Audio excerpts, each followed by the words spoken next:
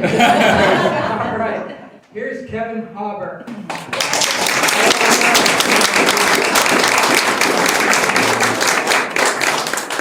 Good morning. Good morning. Cruising altitude here with us.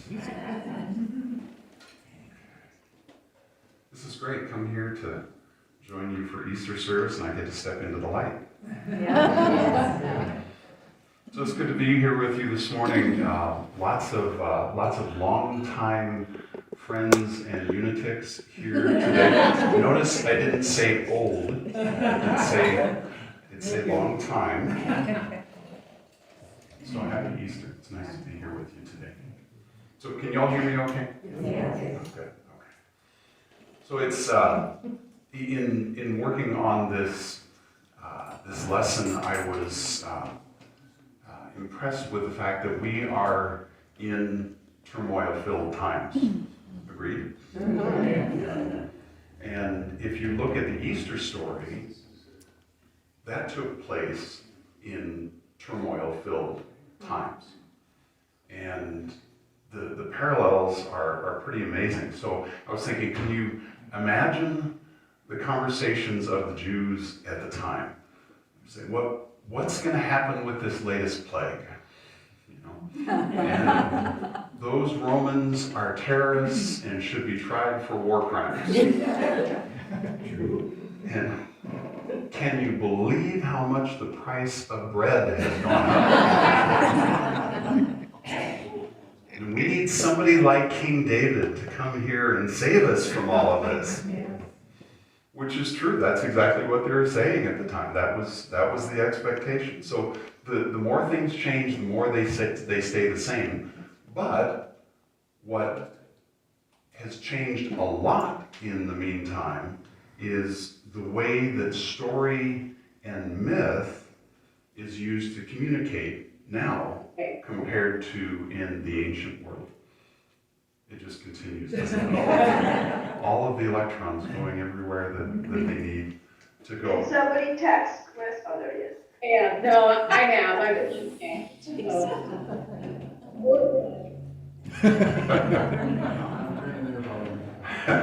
Okay, thanks, Chris. That's something they didn't have to deal with. Not at all. That's right. There was no such thing as Zoom in the temple. There were hecklers, though. Yes, there were. We're going to talk about that. And carrier pigeons that didn't go where they were supposed to. So in the past, we've talked about biblical literalism and the need to look beyond the story to the essence of what was being presented. And if you've read the Bible or ever looked at the different Gospels in the Bible, you will note that there are numerous factual conflicts, if you will, maybe inconsistencies in the facts in the way that the stories are told in the four Gospels, particularly around the resurrection story. That can't be resolved with logic and our legalistic kind of thinking that we tend to engage in. We have to start looking deeper at the more universal message that's being conveyed in the stories that we look at. So I want to do that today, so here goes. Ancient accounts tell us of an important figure whose birth would be heralded by a star in the heavens, a God who would later judge the dead.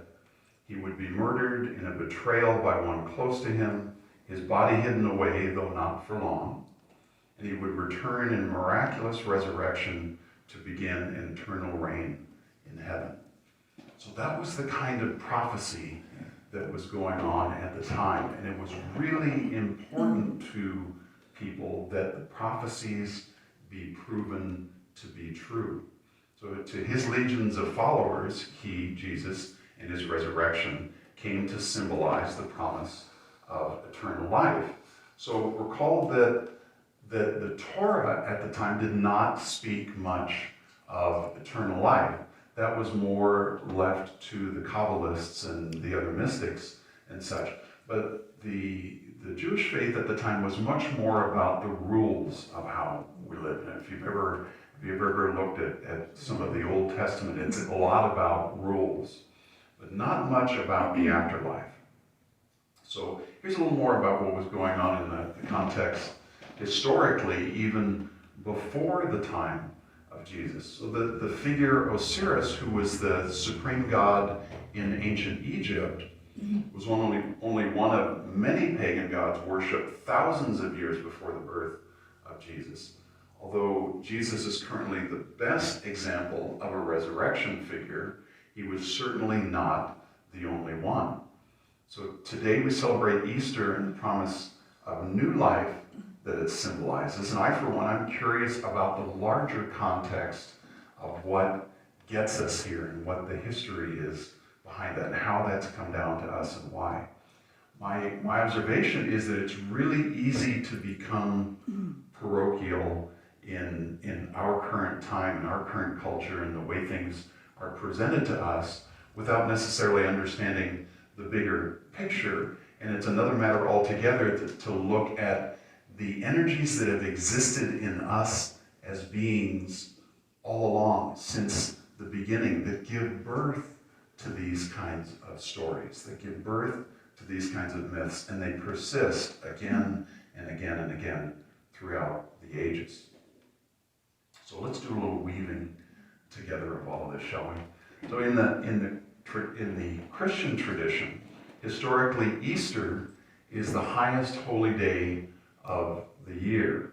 We talk about Holy Week and so forth, but Easter was the epitome of the Christian celebrations for the year, for thousands and thousands of years. Now, not many of us have more Easter decorations than Christmas decorations. There are some rocking Easter bonnets here today. But, historically speaking, from what we know, Christmas eclipses Easter. But up until just the last couple hundred years, that was not the case. There was much more of a celebration that was traditionally done around Jesus' resurrection than around his birthday. Now, that might be disappointing to kids out there who really love Christmas, and even us adults who really love Christmas, but that is the historical fact. So, Christmas in a lot of ways has much more allure than Easter egg hunts and baskets and long church services. And I will do my best today not to make this a long church service in a language that you don't understand. So this phenomena of Easter versus Christmas in terms of the popularity of it is really only something of the last couple hundred years, in particular of the last 100 years or so. Long church services have been going on forever, but it was far more prominent in history to celebrate the resurrection than the birth of Jesus. So, have that understanding and consider why that might have been the case. Because really up until just recently, death was far more visible and present to anyone throughout the ancient world and even up to recent times. Plagues and wars, infant mortality, infections, and just the hazards of daily life were ever present as reality for people. In fact, for most of human history, when someone fell ill, it was the shaman or the priest that was called, not the doctor. There wasn't an ER to go to. So the ability to overcome death was in the forefront of the mind of humans that searched for the answer, how to overcome death. And a lot of traditions address this. So let's look at just a couple of those traditions that we can bring into the discussion. So we talked about the Egyptian myth of Osiris and the parallels that has to Jesus' resurrection myth. Krishna is described in the Bhagavad Gita, goodness, as part of the Hindu tradition that dates back to 3200 BC. So he's described as the supreme being, perfect, eternal, and full of grace. The name Krishna actually is the origin of the word that we use as the Christ. Same origin. He is also described as having 16,108 wives, many of which he liberated from bondage. Now, I have only had one wife in this lifetime, and that has been just great.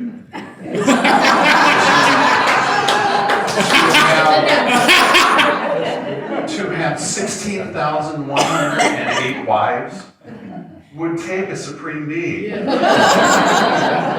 I don't know how the guy did it. That's a small city. Anyway, it is noted that Krishna's life force was so strong that his body never decayed. So 3,000 years ago, the Phoenicians worshipped Melkart. It was a god that was reborn every February. And this kind of worship among pagans was eventually ruled out by the Israelites. Remember what happened with Moses. But history of it preceded the Old Testament and the New Testament by many centuries. Eshmun was another Phoenician god who was born mortal, died a violent death, and was brought back to life as a god. Now, the details of the story are a little bit grisly to recount in church, but that is the essence of the way that story is told. Most of us are familiar with the Greek myth of Adonis and know that it's a symbol of beauty and desire. But remember in the story that Adonis is killed by a wild boar sent by a jealous god. And Adonis then is reborn every year in the spring in the beauty of the flowers. And there have been many rites over time that celebrate that rebirth of beauty. So did you ever wonder where the idea of Easter lilies may have come from? Same kind of idea, observation of birth and death and rebirth in this cycle of nature is the key to understanding this resurrection story, this resurrection energy. The Sumerian shepherd god Tammuz was cruelly put to death several times by the king, only to rise each time in life again. His journey is celebrated each year on the summer solstice. So are you noticing a theme? Yeah. Persephone is the Greek goddess that symbolizes the rebirth of vegetation each spring. That tradition goes back some 1,400 years BC. So remember too that in the Hebrew tradition, Elijah is carried off ascending to heaven in a fiery chariot. He is portrayed as never dying. And in a lot of ways, the story of Jesus' resurrection is compared to Elijah's ascension to heaven. Also recall the New Testament story of Jesus raising Lazarus from the dead as one of the miracles that he performed. So in the Old Testament, the New Testament, and all the religious traditions that competed in the ancient world, they all carried stories about death and resurrection, death and rebirth. So clearly by the time of Jesus, his part of the world was full of myth and legend around death and resurrection. So this was compounded by the fact that Israel was occupied as a country by the Romans, and the Romans occupied quite cruelly. They were the ones who brought crucifixion. The people needed hope. So, have I made my point about the pervasive aspect of this death and resurrection energy as being something that comes forth in culture after culture after culture? When we start to pull back and look at the bigger picture of that, there's a pattern that emerges. It is not something that's just a Christian tradition. In fact, regardless of religious tradition throughout history, and even those without religious traditions, this is a truly transcendent aspect of our being that shows up again and again. Looking at it from the non-religious aspect, the Swiss psychoanalyst Carl Jung, sound familiar to anybody?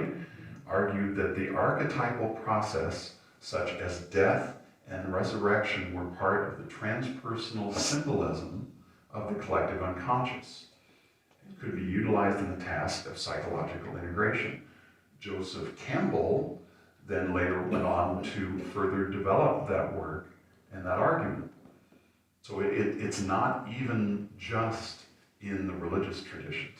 So imagine that we can use the resurrection aspect of ourselves as a way to integrate and cultivate our wholeness.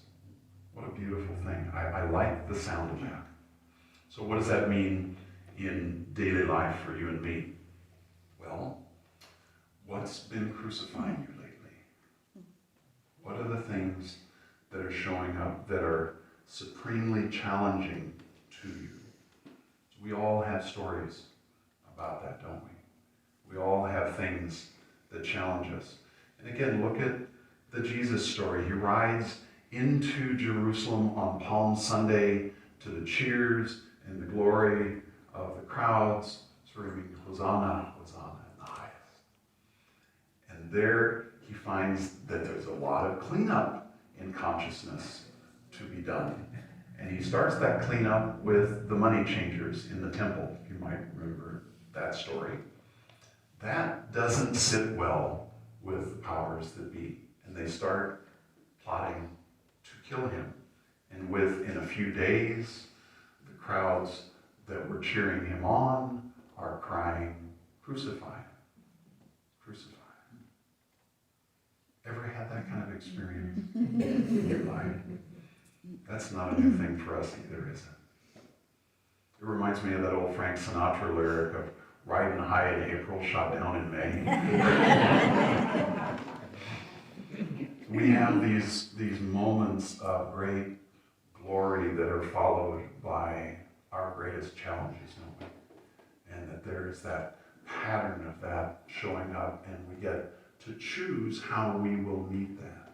Because that's really the point of all of this, isn't it? Is how do we choose to be in the light of whatever is in front of us, whatever is confronting us in form? How do we choose to be?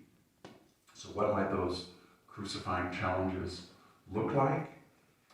Well, have you or someone close to you experienced a health challenge that ended life as you knew it before? I know I've had that, and it felt like a death in a way. And coming back from that and finding life again feels like a rebirth, death and rebirth. How about economic distress? Any of that going on out there? We can't help but feel the constriction that's going on in the five senses world. If you have any sense of sensitivity at all, we know that there is great suffering out there, even if it's not affecting us directly. Death and rebirth constantly. So what does it feel like when a cherished relationship ends for whatever reason?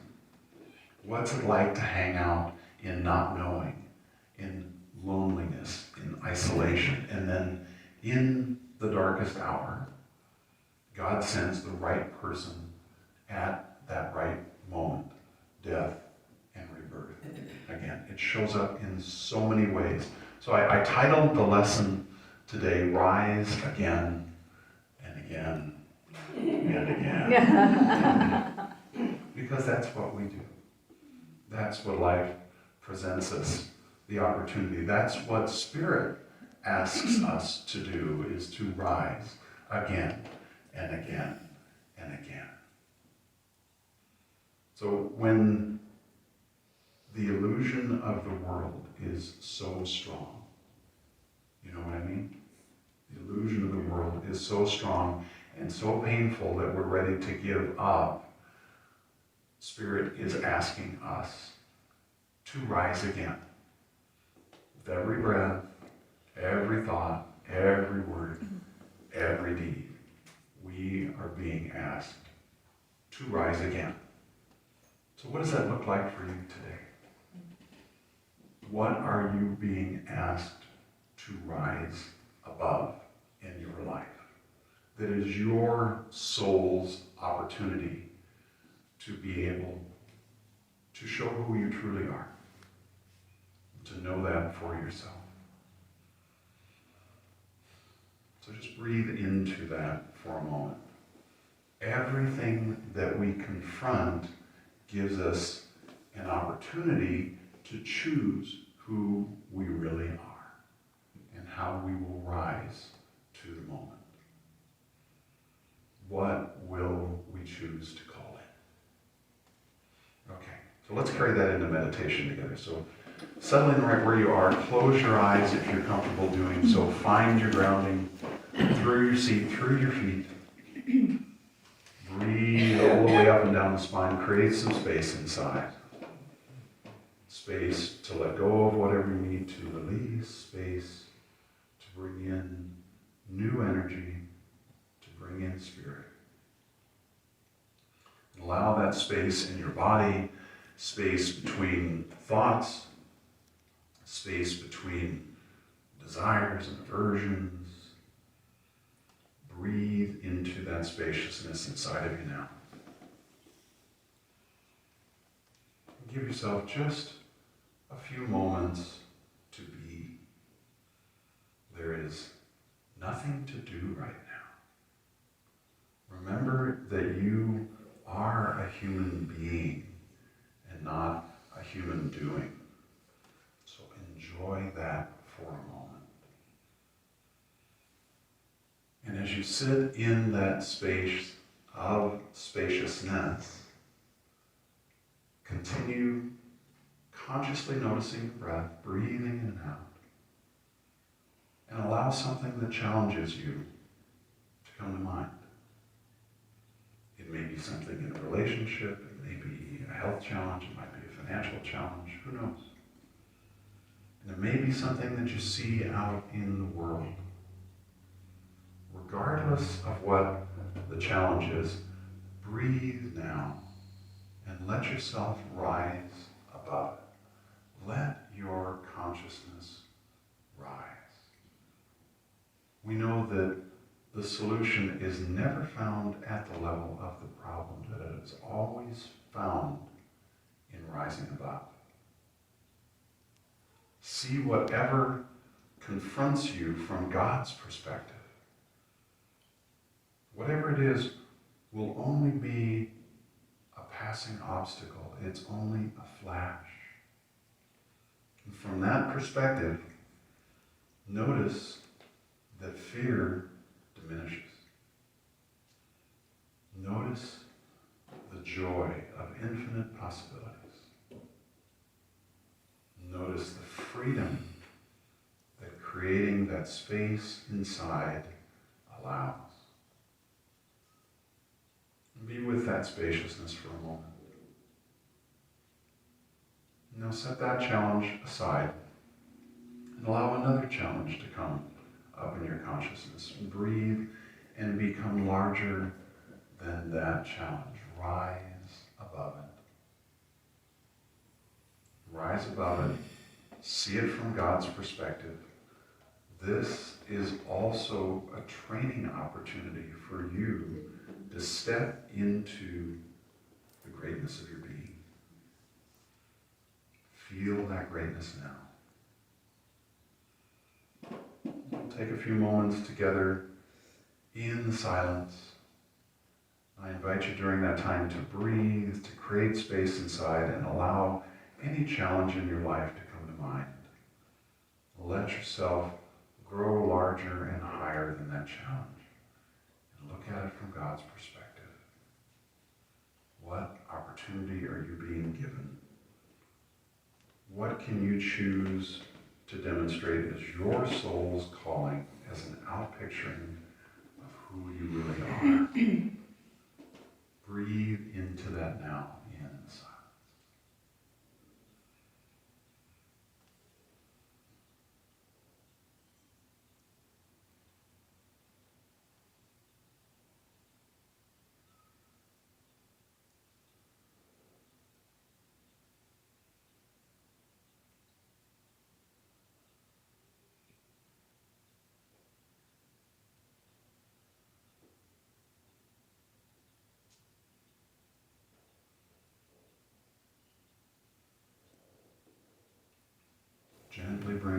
attention back to the room. You can move your hands and feet if that helps you bring awareness back to your body. When you're ready, open your eyes. So here's the summary for today's Easter lesson. Life hands us challenges. Sometimes those challenges are so big that there's an illusion that life will end as we know it. But life is never over. There is death, and there is rebirth, and there is death again, and there is rebirth again. A never-ending cycle. That is the nature of life. We rise again and again and again. And it's been that way since the very beginning, throughout all time, throughout all cultures. And we get to celebrate that here today. So your homework for this Easter week is to find that place inside that rises again and again, no matter what confronts you